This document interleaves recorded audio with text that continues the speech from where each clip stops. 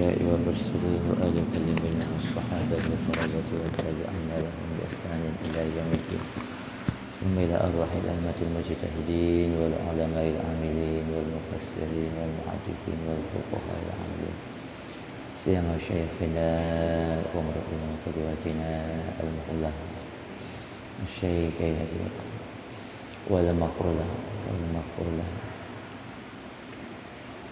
وأصولهم وفروعهم وجامع مشايخهم وأصدقائهم وتلاميذهم وجامع مشايخنا في الدين بأن الله يعلي درجاتهم في الجنة وينفعنا ويحفظنا وينصرنا ببركاتهم وأسرارهم وأنوارهم وعلومهم في الدين والدنيا والآخرة ثم إلى أرواح آبائنا وأمهاتنا وأجدادنا وجداتنا وإخواننا وأخواتنا وقراباتنا وجيراننا ومن ظلمنا أو أسأنا إليه ولجميع المؤمنين والمؤمنات والمسلمين والمسلمات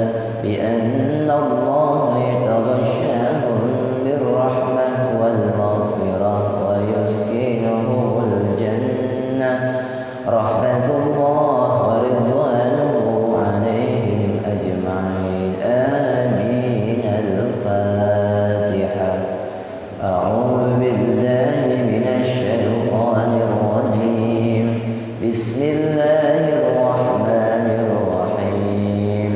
الحمد لله رب العالمين الرحمن الرحيم مالك يوم الدين إياك نعبد وإياك نستعين اهدنا الصراط المستقيم صراط الذين أنعمت عليهم غير المغضوب عليهم ولا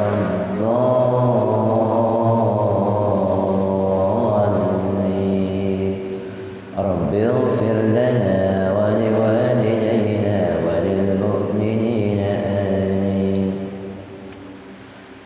يا رب بالمصطفى بلغ مقاصدنا واغفر لنا ما مضى يا واسع الكرم. يا رب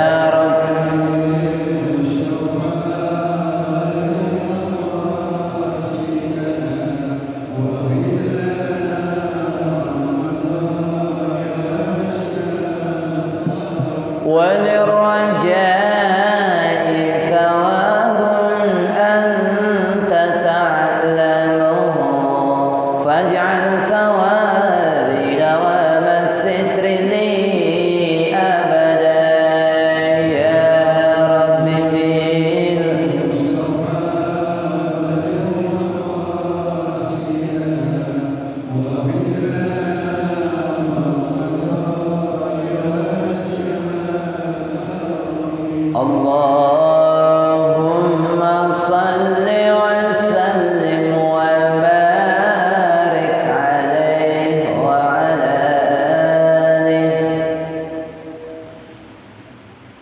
Bismillahirrahmanirrahim. Alhamdulillahilladzi faddala bani Adam bil ilmi wal amal ala jami'il alam. Ashhadu an la ilaha illallah wahdahu la syarika lah wa ashhadu anna sayyidana Muhammadan abduhu wa rasuluhu la nabiyya ba'dah. Allahumma salli wa sallim wa barik ala sayyidina wa nabiyyina wa habibina wa syafi'ina wa maulana Muhammad sallallahu alaihi wasallam wa ala alihi wa ashabihi ajma'in. Faqala Allah ta'ala fil Qur'anil Karim, a'udzu billahi minasy syaithanir rajim. Bismillahirrahmanirrahim. Yarfa'illahu alladhina amanu minkum walladhina utul ilma darajat. Wa qala Rasulullah sallallahu alaihi wasallam, man salaka tariqan yaltamisu fihi ilma sahalallahu lahu tariqan minal jannah. Al-Mukarramun al-Muhtaram, para guru, para muallimin, para sesepuh, pengurus JKM serta para jamaah sekalian, kaum bapak, kaum ibu, dan semua yang hadir pada subuh Ahad subuh hari ini. Mudah-mudahan kita semua yang hadir di tempat yang mulia ini, mudah-mudahan kita semua mendapat limpahan dan cucuran rahmat, maghfirah, inayah, ridha serta keberkahan dari Allah Subhanahu wa taala. Amin ya rabbal alamin. Alhamdulillah wa syukurillah, kita dipertemukan kembali setelah sebelumnya tawakuf dalam rangka menghadapi bulan suci Ramadan. Mudah-mudahan apa yang kita kerjakan, apa yang kita lakukan selama di bulan suci Ramadan, baik salat 5 waktu kita, puasa kita, zakat kita, qiyamul lail kita, salat tarawih kita, tadarrus kita, sedekah jariyah kita, dan seluruh amal soleh lainnya, mudah-mudahan semuanya diterima oleh Allah Subhanahu wa taala. Amin ya rabbal alamin. Pada kesempatan kali ini sekaligus di pertemuan ini, saya juga mohon doa dan restunya, insya Allah hari Selasa pagi, Selasa pagi sudah masuk asrama haji, dan hari Rabu pagi insya Allah sudah terbang menuju tanah suci untuk menunaikan ibadah haji yang pada tahun ini sebagai pembimbing membawa 178 jamaah. Mohon doanya untuk saya, keluarga yang berangkat, dan juga seluruh jamaah haji, saudara-saudara kita, tetangga kita yang berangkat di tahun ini. Mudah-mudahan Allah berikan sehat dan juga kemudahan selama perjalanan hajinya, kembali ke tanah air dalam keadaan selamat dan mudah-mudahan mendapatkan haji yang mabrur. Amin ya rabbal alamin. Dalam firman Allah Subhanahu wa taala, a'udzu billahi minasyaitonir rajim. Bismillahirrahmanirrahim. Walillahi 'alan nas hajjul baiti man istata'a ilaihi sabila wa man kafara fa innallaha ghaniyyun 'anil 'alamin. Dalam ayat ini menerangkan tentang sebuah panggilan. Di dalam agama ada 3 panggilan. Panggilan yang pertama adalah panggilan sholat. Panggilan sholat. Makanya kenapa di dalam azan ada hayya 'alas sholat, itu ajakan untuk menunaikan sholat. Sehingga jika muadzin sudah mengumandangkan azan, pertanda waktu sholat sudah masuk. Sehingga kita dianjurkan untuk menyegerakan mendirikan sholat. Begitu pula dalam pelaksanaan sholat Jumat contoh lainnya, yang kata Allah, idza nudiya lis-shalah min yaumil jumu'ah fas'au ila dzikrillahi wa dzarul bai'. Idza nudiya, apabila dipanggil. Siapa yang manggil? Yang manggil adalah Allah. Yang manggil adalah Allah. Untuk apa? Lis-sholati min yaumil jumu'ah, salat di hari Jumat.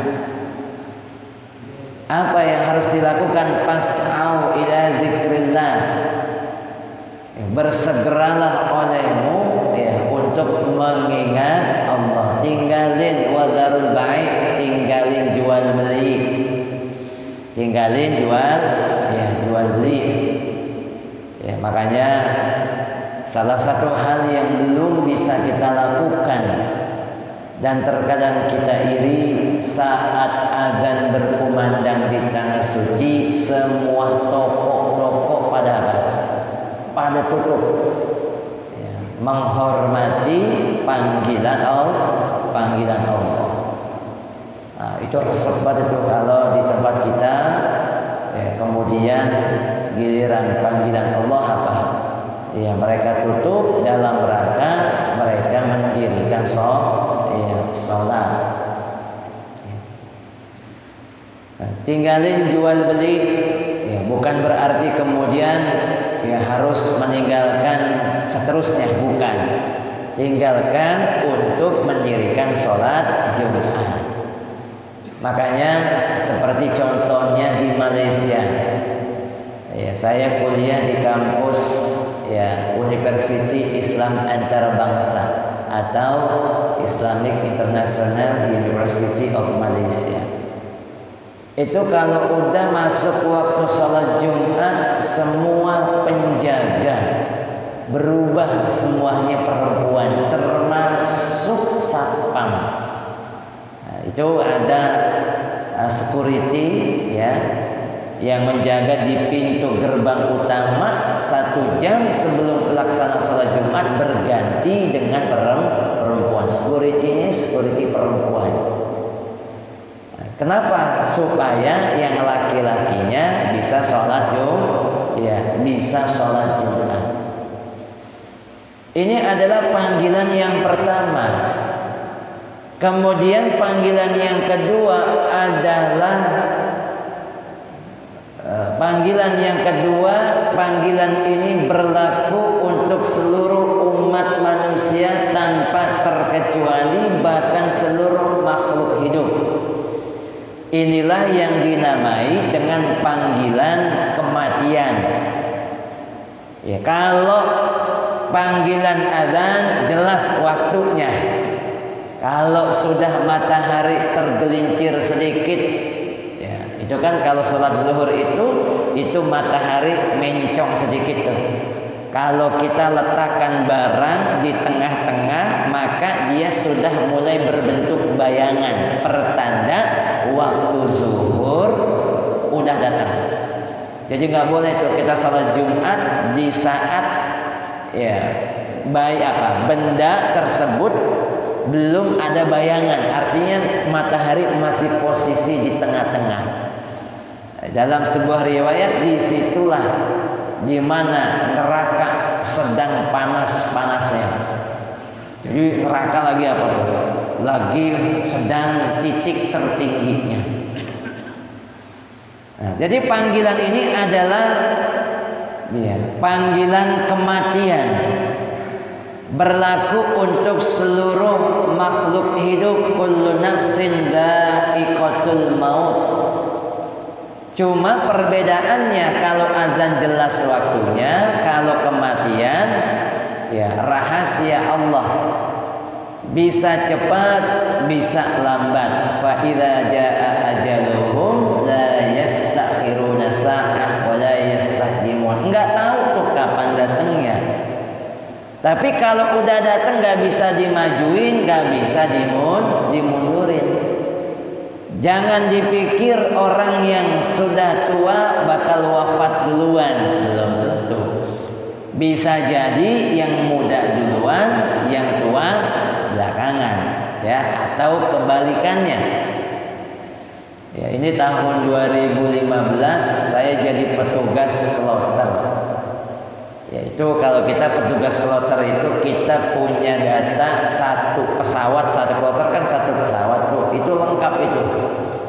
Ya, yang tua, yang muda, yang sakit, yang sehat, yang sudah nikah, ya, yang belum, ya, yang sudah janda, yang janda baru kemarin, tahu kita.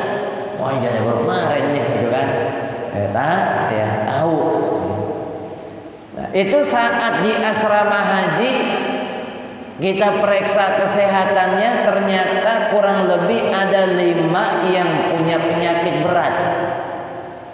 Bahkan ada 1 jamaah yang harus dilarikan ke RSUD. Bayangan kita mah udah nggak bisa ikut haji dah, ya udah masuk ICU.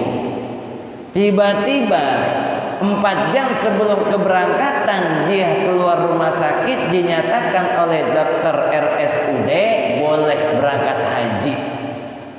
Ya, dalam bayangan kita apa kuat ini? Ya, sebab kenapa? Sebab lemah sekali.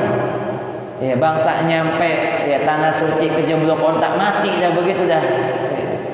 Tapi ternyata dari mulai berangkat sampai pulang agak mati-mati itu, agak mati-mati itu, panjang di umurnya gitu. Ya, ada yang sehat umur 40 tahunan awal. Ya, saat itu belum wukuf. Kita kan kalau belum wukuf fokus di mana tuh? Di hotel penginapan, ya, sambil mulihin tenaga.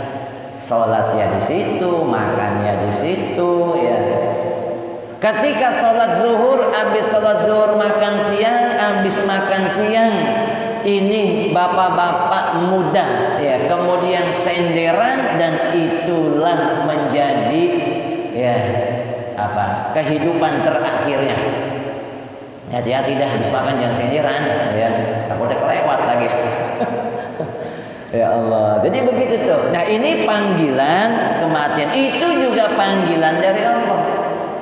Makanya kenapa disebut telah berpulang ke rahmatullah. Balik lagi tuh pulang itu. Balik lagi pulang, ya. Telah berpulang ke sisinya, kan begitu tuh. Ya, artinya bahwa kita semua nanti akan menghadap Allah. Cuma waktunya doang nggak ketahuan. Ya, emang kalau seandainya waktunya ketahuan, repot juga udah. Ya, repot juga. Ini diajak lu minum teh tuh, lu jangan gangguin gua lagi puyeng ini. Kenapa? 2 hari lagi gua mati. 2 hari lagi mati kalau ketahuan, ya. Kemudian panggilan yang ketiga ini adalah panggilan yang dirindu-rindukan. Ya, inilah yang disebut dengan panggilan haji. Ya, panggilan haji adalah panggilan yang dirindukan. Perjuangannya berat, ya, capeknya luar biasa. Tapi kalau udah pulang hanya ada jamaah haji. Ya, Kong Haji gimana? Ya, kemarin pulang haji. Ya, enak apa kagak? Pengen nggak balik lagi? Pengen tuh, pengen. Padahal rasa capeknya belum apa? Belum hilang. Nah, ini berbeda para jamaah sekalian dengan tempat-tempat yang lain. Ya, ini kemarin setelah Lebaran itu kan viral itu puncak macetnya luar biasa. Ya, puncak macetnya luar biasa. Nah, itu ada orang Ujung Harapan cerita ke saya, aduh Pak Ustaz, ya kemarin liburan ke puncak. Kenapa emangnya ke puncak? Bukannya macet? Iya macet. Saya tanya, makanya jalan jangan apa? Jangan siang-siang, macet lah. Jalan siang-siang, saya jalan gelap-gelap. Emang nyampe jam berapa? Sampai puncak, nyampe jam 4 udah macet. Sampai jam apa? Lah jam 4 udah apa? Udah macet. Terus saya tanya, pengen balik lagi ke sono? Enggak ada gitu kan. Kalaupun kepengen nanti lama tuh. Ya, tapi kan beda sama tanah suci. Lah tanah suci baru banget nebak dia mana? Di tanah air baru banget buka pintu, tanya, ya, pengen nggak balik lagi ke Mekah? Jawaban apa? Pengen. Lah orang yang baru pulang dari mana-mana pengen nggak balik lagi ke puncak? Ntar dulu. Nah, itu para jamaah sekalian, ya, bahwa panggilan haji ini adalah panggilan yang dirindukan. Makanya kata Allah, walillahi 'alan nas, Allah langsung yang manggil kepada manusia. Ya. Untuk apa? Untuk menunaikan haji. Tetapi tidak semuanya mendapat panggilan itu. Ya. Sebab kata Allah, man istata'a ilaihi sabila, hanya mereka yang istita'ah. Mereka yang istita'ah. Nah, nanti istita'ah ini terbagi kepada dua. Yang pertama istita'ah maliyah. Ya, mampu secara harta. Mampu secara harta, ya. Nah, jadi hartanya ya cukup untuk bayar ONH, cukup untuk ongkos perjalanan, ya. Apalagi tahun sekarang ini. Di tahun sekarang 3 kali pemerintah mengeluarkan cadangan. Karena kuotanya belum penuh, cadangan pertama dikeluarin, belum penuh juga cadangan kedua dikeluarin, sampai cadangan ketiga baru menutupi. Baru apa? Kenapa? Karena tahun ini biayanya melonjaknya cukup apa? Cukup jauh begitu. Ditambah lagi living cost-nya. Ya, tahun 2015 saya dapat 1.500, tahun ini hanya dapat 750 real. Ya, kurang separuh. Ya, ada kawan saya, dia udah duluan gelombang 1, saya telepon hari Jumat kemarin. Saya tanya, bagaimana ini? Apa yang mesti kita bawa nih? Kan situ udah nyampe duluan. Ya, dia bilang apa? Disebutin di antara, jangan lupa bawa saus. Emang kenapa bawa saus? Ya, mahal di sini. Ya, di Indonesia saset ke 3.000. Ya, di sini jualnya 20.000. Jadi dijual 5 real, 1 real 4 apa? 4.000. Ya, di kita mah 3.000, di sana 20.000. Apalagi yang dibawa? Kalau doyan kopi, bawa aja kopi. Ya. Nah, emang kenapa kopi? Emang mahal kopi di sono? Lumayan kan, 10 real kopi, 10 real. Bagaimana 40.000? Di kita cuma apa? Goceng di sini. Gak berasa juga ini, berasa juga. Ya, tahun lalu jamaah haji yang berangkat itu ada jamaah haji beli kebab. Memang kebabnya agak gede sih. Ya, saya tanya berapa tuh harga kebab itu? Ya, 80 real itu kebab. Berarti 8 real, 8 kali 4. Berapa tuh? Hah? 320.000 berarti ya. Makan kebab, emang si kebabnya gede, bisa dimakan 2-3 orang gitu ya. Nah cuma tetap aja mahal. Iya lah, kalau dimakan 3 orang, lah sarap cepet gitu kan. Nah, kebab di sini cuma 15.000 gitu. Ya Allah, jadi begitu ya. Nah, makanya para jamaah sekalian kudu bawa apa? Bawa uang tambahan. Ya saya ya hari Selasa kemarin ya, Sabtu itu ngisi manasik terakhir buat persiapan. Saya bilang, Bapak Ibu bawa uang. Bawa. Nanti kalau sakit-sakit ya, kadang-kadang kan biasanya itu sakit wajib jamaah haji adalah batuk itu sakit wajib tuh itu. Itu kadang kita punya obat batuk sampai habis. Sampai apa? Habis. Nah, Pak Ustaz, nanti kalau obat saya habis bagaimana? Bisa minta ke petugas kesehatan. Tapi biasanya kalau pengen ampuh beli di apotek. Ampuh tuh biasanya. Ya, tapi memang harganya lumayan. Emang berapa duit Pak Ustaz? Yang saya tanya-tanya itu harga obat batuk kurang lebih 50 sampai 60 real satu botol. Satu botol. Lah kan lumayan berasa itu. Ya, 6 kali 4 240.000 itu. Lah kita kalau beli OBH udah dapat 2 kantong itu. Iya. Nah, itu juga harus dipikirkan. Ya saya bilang bawa uang apa? Uang tambahan, tambahan di sana pengen jajan jangan sampai kagak ada ceritanya. Iya, jangan sampai kagak ada ceritanya. Sekali-kali mak ngerasain nasi Arab sana. Sesekali mak ngerasain pengen ini, pengen itu, ya. Pengen ini apa? Pengen itu kan begitu. Termasuk juga keluarga yang ditinggalkan. Ya, sebab tidak boleh para jamaah sekalian, alhamdulillah Pak Ustaz, saya udah bisa berangkat haji, ya doain. Keluarga bagaimana? Kek? Jangan. Ya. Makanya kenapa orang yang berangkat itu kemudian apa? Ya dia juga di samping minta maaf kan begitu ya. Di samping juga itu kalau dia punya utang ya tanya itu. Sebab nggak ada yang jamin kalau seandainya nanti utangnya belum diselesaikan tiba-tiba wafat di sono lah, itu bagaimana itu. Makanya diselesaikan dulu itu. Dia punya utang, selesaikan. Dia punya salah, minta maaf, kan seperti itu. Kemudian yang kedua, yang kedua adalah istito'ah badaniyah, mampu secara fisik.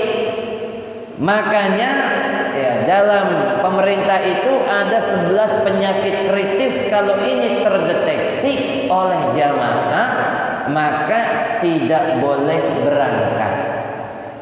Loh, berarti saya kalau tidak boleh berangkat tidak ada kesempatan buat haji? Tidak begitu maksudnya. Maksudnya adalah berobat dulu dah. Ya, berobat dulu. Kalau dia punya penyakit, apakah harus dioperasi? Kan begitu ya. Ntar tahun depan kalau udah dioperasi, udah enakan, silakan berangkat. Jadi maksudnya kayak gitu tuh, ya. Nah, ini para jamaah sekalian, istito'ah. Wa man kafar, dan siapa orang yang kufur, fa innallaha ghaniyun 'anil 'alamin, maka sesungguhnya Allah Maha Kaya. Ya, Allah Maha Kaya. Ya. Allah bisa saja memberangkatkan semua ya umat muslim yang ada di dunia. Ya, tetapi yang mendapat panggilan hanyalah orang-orang tertentu. Ya, makanya para jamaah sekalian, kalau sudah ya syarat-syaratnya mencukupi, baik dia sebagai agama Islam, balik, berakal, kemudian dia istito'ah, maka bersegeralah daftar.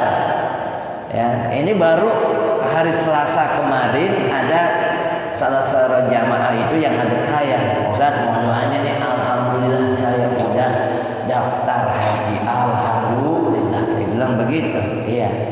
Kapan itu berangkatnya? Ya, informasinya sih Pak Ustaz dicek di sistem, insya Allah saya akan berangkat tahun 2050. Tahun 2000. Nah, kata saya masih lama itu ya. Tahun 2050 baru berangkat itu ya. Ya Allah, ya udah saya bilang doain aja, mudah-mudahan nyampe dah umur ya nyampe. Kalau nggak nyampe, insya Allah pahalanya udah apa? Ya udah sampai kan begitu. Nah, itulah para jamaah sekalian yang dirahmati Allah Subhanahu wa taala. Kemudian dalam firman Allah, al-hajju asyhurun ma'lumat. Haji itu bulan-bulannya udah ditentuin. Wa hiya Dzulqa'dah wa Dzulhijjah. Kemudian 10 ya hari daripada bulan Dzulhijjah. Jadi waktu-waktu haji udah ditentuin. Dari mulai Syawal, Dzulqa'dah dan 10 hari Dzulhijjah atau yang kita kenal dengan wukuf. Wukuf. Jadi batasan wukuf itu dimulai 9 Dzulhijjah dari sejak tergelincir matahari atau waktu zuhur sampai terbitnya fajar. Ya. Kalau udah wukufnya dilakukan di tanggal 10 Dzulhijjah, maka hajinya tidak sah. Haji tidak apa? Nah, makanya kalau ada yang berangkat, saya berangkat di bulan Syawal, kemudian dari bulan Syawal sudah niat haji, boleh nggak? Boleh. Ya. Kalau bulan Ramadan belum boleh, karena belum masuk. Kalau di bulan Syawal boleh dah, karena masih lama. Ambil yang tamat tuh. Tamat tuh dah, saya umroh dulu. Umroh dulu, habis umroh baru kemudian nanti saat mendekati datangnya waktu haji baru dah niat haji, kan seperti itu. Nah, inilah para jamaah sekalian bahwa waktu-waktunya sudah ditentukan. Ya, bahkan para jamaah sekalian, seperti hal yang dilakukan oleh Al-Imam Thawri ketika dia datang ke Mekah. Apa yang ia lakukan? Yang ia lakukan adalah kalau udah sampai Mekah, kalau udah sampai Masjidil Haram, maka ia akan melakukan, Imam Thawri akan melakukan ibadah-ibadah yang gak bisa dikerjain di tanah air. Ya, jadi saya selalu bilang begitu. Kalau udah nyampe tanah suci, ya banyakin ibadah yang nggak bisa kita lakukan di tanah air. Ya, apa contohnya? Contohnya banyakin sholat di Masjidil Haram. Emang ada Pak Ustadz jamaah yang malas? Ada jamaah yang malas sholat Masjidil Haram. Ada nggak? Ada. Padahal sholat di Masjidil Haram berapa pahalanya? 100.000 berbanding 1. Berbanding 1. Berarti 100.000 ya kita sholat di masjid biasa, itu di Masjidil Haram hanya apa? Sekali.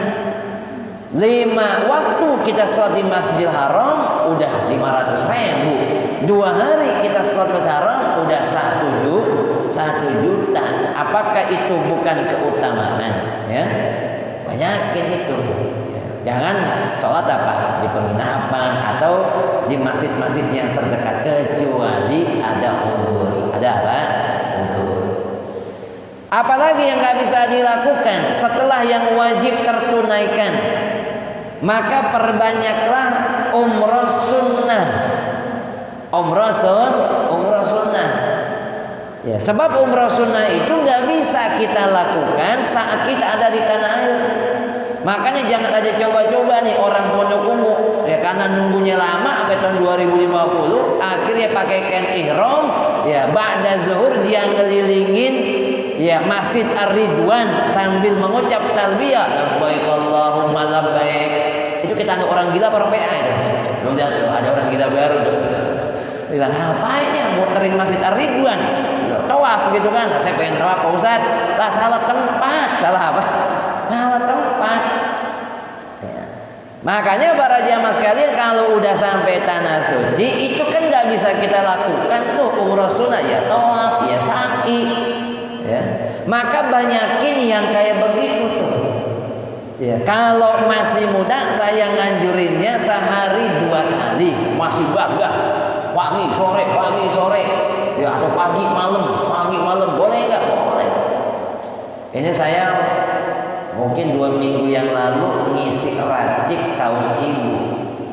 Selesai acara ada nenek-nenek deketin, ya. Dia bilang, saya mau nanya nih Pak Ustadz, Ustaz bilang kan kita nanti suruh banyakin umroh sunnah. Itu kalau kita ngambil umrohnya malam itu Masjidil Haram dibuka apa kagak itu? Lah, Masjidil Haram mah kagak ada tutupnya nih, gitu kan? Dia mau hari apa juga kagak ada kagak ada tutupnya, kagak ada, enggak kenal tanggal merah. Enggak kayak di kampung kita kalau habis isya banyak ditutup-tutupin di sono mah. Bahkan malam itu favorit. Malam itu apa? Favorit. Kenapa? Adem. Adem. Ya, nah kalau siang-siang, nah itu kalau siang-siang kita tawaf di siang hari kan panas banget tuh, makanya banyak yang nyari sore atau malam. Atau kadang dia bangun jam 2 malam, kemudian berangkat ke Tanim, ya, kemudian ambil umroh, ya, tawaf, sa'i, langsung nyambung sholat subuh. Nah, itu banyak yang begitu. Besok subuh dia pulang istirahat dah, ya. Artinya di malam hari, ya, bukan sepi. Masjidil Haram kagak ada kagak ada sepi-sepi. Banyakin tuh yang begitu tuh, ya. Coba ada jamaah yang begini, alhamdulillah Pak Ustaz saya udah ngaji berkali-kali hatam, bagus gak? Bagus, ngaji itu bagus. Tapi jangan sampai ngaji doang begitu, tawaf mah kagak, ya umroh mah kagak, sayang ya. Faman farada fihi al-hajja fala rafatha wala fusuqa wala jidala. Maka jangan berbuat rofas selama haji. Rofas itu apa? Ya, ngumpul sama bini. Ngumpul sama bini juga. Kenapa? Kalau jamaah haji itu dipisah. Dipisah, yang laki-laki tempat tidurnya misah, yang perempuan tempat tidurnya misah. Sebab kalau seandainya gabung, apalagi masih dalam ihram, waduh, ya, nggak bisa batal itu hajinya, kan begitu. Fala wala fusuqa, dan janganlah berbuat fasik. Ya, enggak boleh bohong, enggak boleh dusta dan lain sebagainya. Ya, ada orang tua yang berangkat haji, kebetulan anaknya nyamperin saya, Pak Ustaz, mohon bimbingan, saya punya orang tua. Tapi sekedar Pak Ustaz tahu, ya ini orang tua saya tukang bohong. Tukang apa? Bohongnya bagaimana? Ya tukang bohong Pak Ustaz, kalau dikasih besek ngakunya kagak. Ngakunya apa? Belum dapat. Lah ini ntar kalau di Saudi atau di tanah suci kan dapat makanan tuh. Ya, kalau dia ngakunya nggak dapat, ya kemudian akhirnya dikasih lagi, berarti ada hak orang lain yang dia makan, kan begitu tuh. Nah, itu yang begitu-begitu tinggalin tuh, tinggalin tuh. Termasuk para jamaah pikiran-pikiran buruk itu juga ditinggalin. Makanya banyak ya di antara jamaah itu yang belum adaptasi dengan makanan yang ada di sana. Dikasih makanan, apa nih makanan? Gak enak. Hati-hati tuh. Kalau udah bilang kagak enak juga, udah. Itu khawatir nikmat enaknya dicabut, tidak enak semua. Itu tahun 2015 ada kejadian. Saya tanya sama istrinya, Bapak kenapa kemarin bukannya seger banget? Sebab di data kita nggak ada sakit. Itu nggak Pak Ustaz, kagak mau makan. Emang apa? Dia bilang kagak enak makanan di sini. Itu seterusnya dari Mekah sampai Madinah, sampai kemudian dari Gagah harus didorong kursi roda, yang dorong istrinya. Sampai saya bilang, Pak Haji, ya sabar-sabar ya. Nanti dah nyampe di rumah, mudah-mudahan makanan di Indonesia Pak Haji doyan, ya tahan sedikit dah, berobat dah di Indonesia, ya Pak Ustaz. Masuk ke bandara, kemudian nunggu, udah mau masuk pesawat, di depan pintu pesawat dia muntah darah di depan pramugari. Lah kalau udah muntah darah pesawat mau nggak ngangkut? Nggak bisa. Wah, kata pramugarinya nggak bisa apa? Ya, nggak bisa masuk, harus ditinggal. Panik kan itu istrinya. Wah, bagaimana ini, Pak Ustaz? Iya, saya boleh nggak nemenin? Nggak boleh. Akhirnya saya nego, saya deh nggak apa-apa. Yang pulang belakangan saya nemenin ini bapak, gitu kan? Kasihan ini istrinya. Nggak bisa juga. Semua yang udah masuk semua, kecuali yang sakit masuk harus dirawat di rumah sakit, nanti ditemani oleh petugas haji Indonesia yang ada di Madinah. Itu awalnya gara-gara apa? Makanan kagak enak gitu. Itu termasuk yang kayak begitu juga jangan jangan dibawa udah nyampe sana. Termasuk juga gampangin Masjidil Haram. Ya, itu ada aki-aki begitu. Kita kan kalau jalan kadang kalau bawa rombongan kan melihat-lihat jamaah. Saya bilang berhenti dulu di sini ya. Tom, jalan lagi tuh. Jamaah kita itu ada jalannya lambat pelan-pelannya. Ada nggak sabar salah jamaah. Ya, Ustaz, ya, saya pengen jalan duluannya. Ntar dulu bareng-bareng. Saya juga kagak sabar. Jalan duluan tuh hati-hati. Ya udah kita rombongan dia jalan bisa. Kita pulang ternyata aki-aki itu belum ada. Pikir kita dia lagi shopping apalagi gimana? Sampai 3 hari ya kagak ada. Dianterin. Ya, karena untungnya ada apa tuh? Ada gelang. Datang kemudian ketemu sama saya, bagaimana kok? Nangis ya. Iya. Kita bilang yang sabar ya. Ya dalam hati kita pengen bilang syukurin loh. Dalam hati ya, tapi nggak gitu juga kan di lokasi ya kok makanya kok ikut ya sabar. Ini pertama kali sebab para jamaah sekalian di Masjidil Haram itu nggak seperti masjid kita itunya berapa sih? Umroh kemarin nih saya nih di bulan Agustus tahun 2022 itu jumlah pintunya babnya itu lebih dari 100 Ya apalagi aki-aki gitu kan, apalagi yang nggak ngerti begitu. Lah itu masuknya kemana, keluarnya apa? Keluarnya kemana? Mau nanya bingung, gimana bingung kan begitu. Nah itu para jamaah sekalian, wa tazawwadu fa inna khairuz zadi taqwa, dan bawalah bekal olehmu dan sepaling-paling bekal adalah takwa ya. Nah sebelum kita tutup, barangkali ada jamaah yang mau nanya, mau haji boleh ya, disilakan.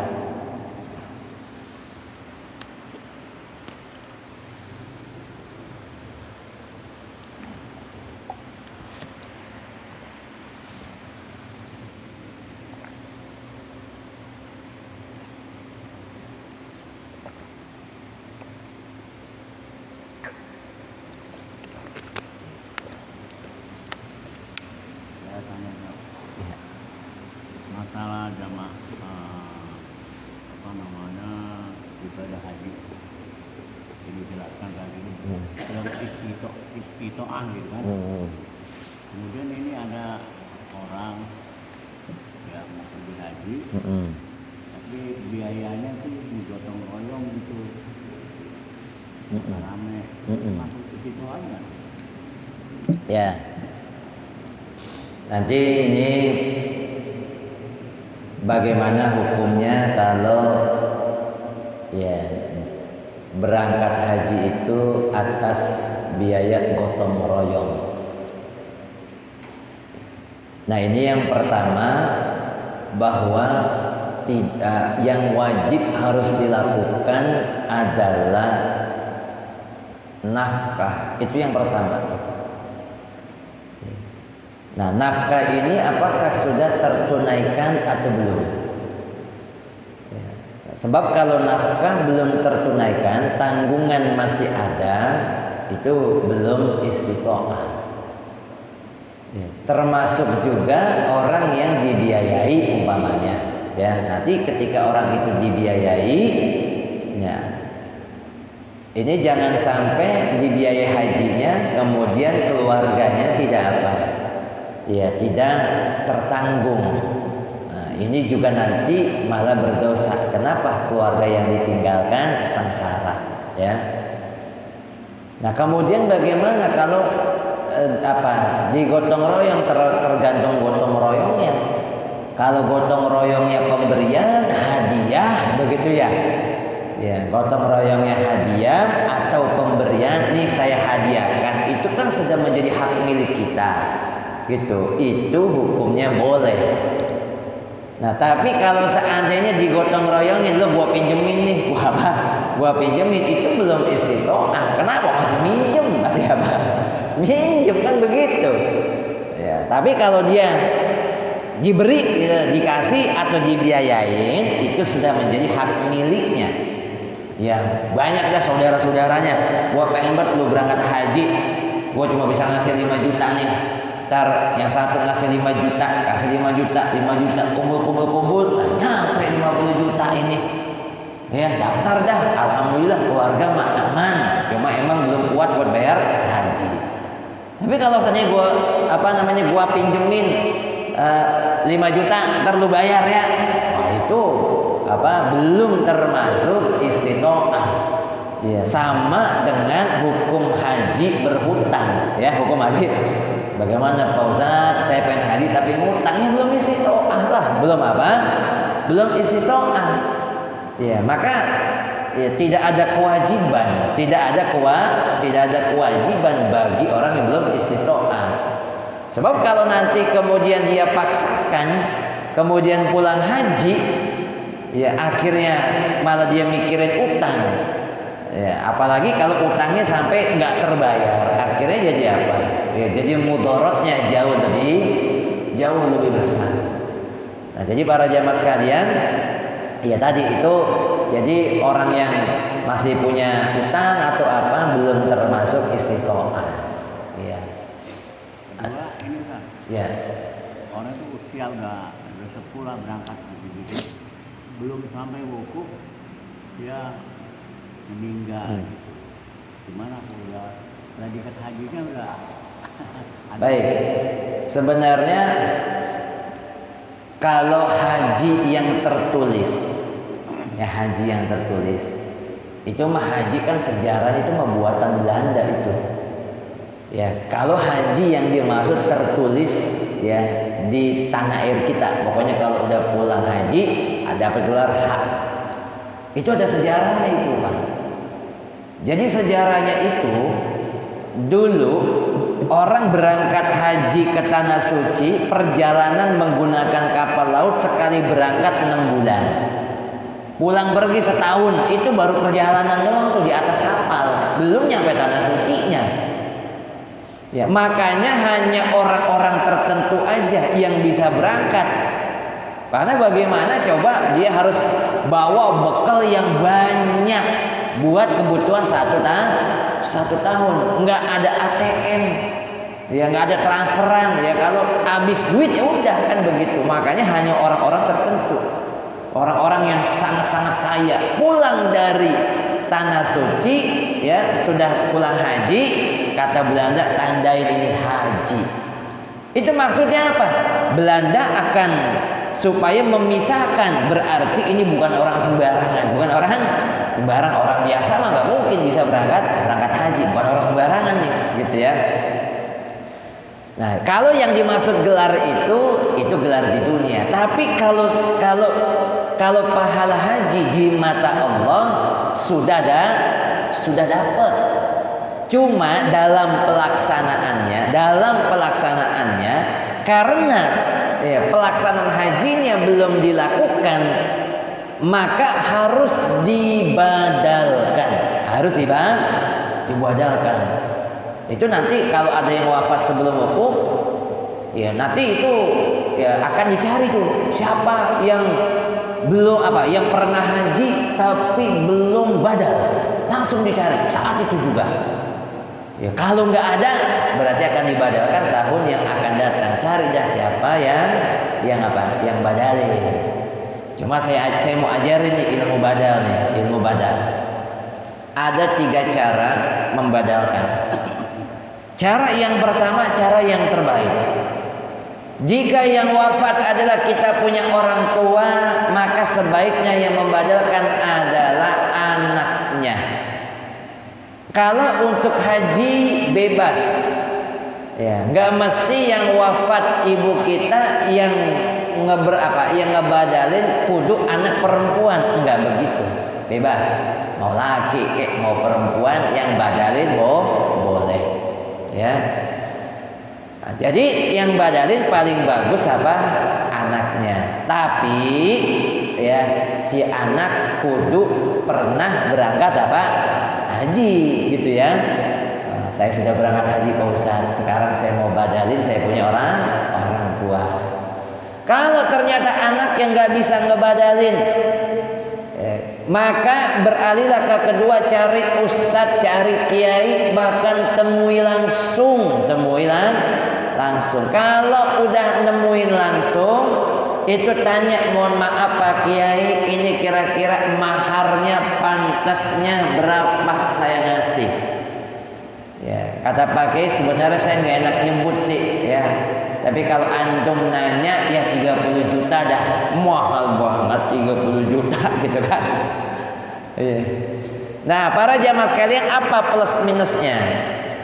Gini ya. Ketika badal yang murah-murah, itu kan kita nggak tahu tuh siapa yang berangkatin. Itu jangan dipikir ya bahwa kita bakal dapat orang yang amanah. Bisa jadi nggak dapat orang amanah. Apalagi kalau minta tolongnya sama KBIH atau travel yang abal-abal begitu. Itu mah udah banyak kejadiannya itu.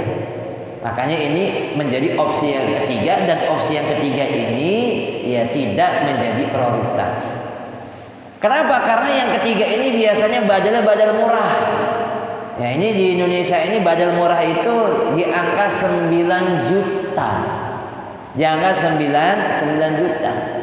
Sekarang pertanyaannya, orang ya ketika berangkat, kayak saya nih berangkat, saya sebagai pembimbing, saya tetap ngajin ratib ya. Pembimbing saya gitu. Saya bikin panitia kecil. Saya tanya, ini kira-kira ratib selesai sama yang lain-lainnya habis berapa? Insya Allah guru, catatan saya mainnya di atas gocap, di atas apa? Mau gede banget itu segocap, katakan. Itu belum termasuk keluarga yang saya tinggalin. Ya, saya ninggalin buat keluarga aja itu lumayan, Pak.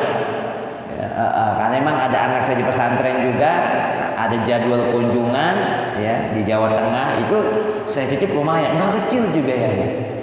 Ya. Nah itu para jamaah sekalian, kalau ya kiai atau ustadz menyebut angka segitu, ya kita pikir-pikir dah. Ya kalau kita berangkat bikin ratib berapa duit kan begitu. Belum buat di sono itu berapa duit. Apa keuntungannya ketika kita meminta langsung sama kiai atau ustadz yang kita kenal? Yang pertama, kita yakin ini orang ini amanah, kan begitu. Sebab nanti ada oknum yang mereka itu badalin, ya badalinnya apa? Rapel begitu. Jadi langsung badalin langsung 10. Boleh apa kagak? Lah enggak boleh lah, ya. Badalinnya apa? Badalin 10. Badalin langsung 10. Itu Pak Ustadz, saya udah dapat fotonya, ini bang foto doang, foto ganti lagi kertas, foto ganti lagi kertas, kan bisa begitu ya Pak ya? Itu mah akal-akalan itu, ya. Tapi bukan berarti yang begitu salah semua, ya ada juga yang amanah mah ada, yang amanah mah ada, yang brengsek juga banyak begitu kan. Makanya itu pilih-pilih tuh cari. Nah, ya kalau perlu kan udah ketahuan nih tahun depan kiai mana nih yang berangkat, ustadz mana yang berangkat. Oh, ustadz tahun depan berangkat ya. Dari sekarang dah saya mau minta badal, tanya berapa duit saat pantasnya ini. Saya ngapa ngasih badal, kan begitu. Nah, sambil kita juga apa? Ya, menghargai. Ini para jemaah sekalian yang dirahmati Allah Subhanahu wa taala. Jadi jika dia wafat sebelum wukuf, wajib dibadalkan, dibadalkan. Kalau nanti di sana, ya baiknya menyegerakan. Kalau ada di sana dapat ya yang mau membadalkan, maka langsung dibadalkan. Jika tidak, nanti di tahun-tahun berikutnya nyari dah saudara-saudara kita atau siapa yang akan berangkat ya. Wallahu a'lam bishawab ya. Baik para jamaah sekalian, mari kita tutup dengan pembacaan doa. Yang pertama, doain kita yang mau berangkat haji ataupun semua jamaah. Ya, itu kalau guru-guru kita, orang tua kita itu selama mereka jamaah haji berangkat ada di tanah suci, itu doa dari kita yang ada di tanah air kagak putus-putus. Tuh begitu tuh ngajarin tuh guru kita gitu ya. Wah, ini bacain Fatihah kayak apa ya. Nah, didoain mudah-mudahan yang haji sehat ya. Allah mudahkan perjalanan hajinya dari mulai berangkat sampai di tanah tanah suci sampai kembali ke tanah air dalam keadaan sehat, selamat, dan mudah-mudahan mendapatkan haji mabrur. Bagi yang udah daftar kemudian masih nunggu, ya mudah-mudahan Allah kasih sehat dan panjang umur. Yang belum berangkat, Pak Ustadz saya pengen berangkat ini, kasih dong amalan, ada enggak? Maka saya jawab, ada amalan supaya bisa berangkat haji. Amalan ini datangnya dari Al-Mafrudah wal Mujahid Bisabil Syekh Haji Nur Ali. Kata beliau, kalau pengen berangkat haji, ya sering-seringlah datang ke acara ratib. Acara saudara kita ada yang ratib, datang dong. Ya, tetangga kita ada yang ratib, datang. Jangan malas. Begitu juga orang yang pulang dari tanah suci, masih ada malaikat yang menyertainya, tengokin, minta doanya. Mudah-mudahan kalau tahun ini kita yang nengokin, ya mudah-mudahan tahun-tahun berikutnya kita yang ditengokin. Jika tahun ini kita yang hadir di acara ratib saudara kita, mudah-mudahan tahun-tahun berikutnya giliran kita yang hadir acara ratib dan orang-orang pada datang ke tempat kita. Mudah-mudahan yang belum berangkat haji mendapat panggilan dari Allah Subhanahu wa taala. Amin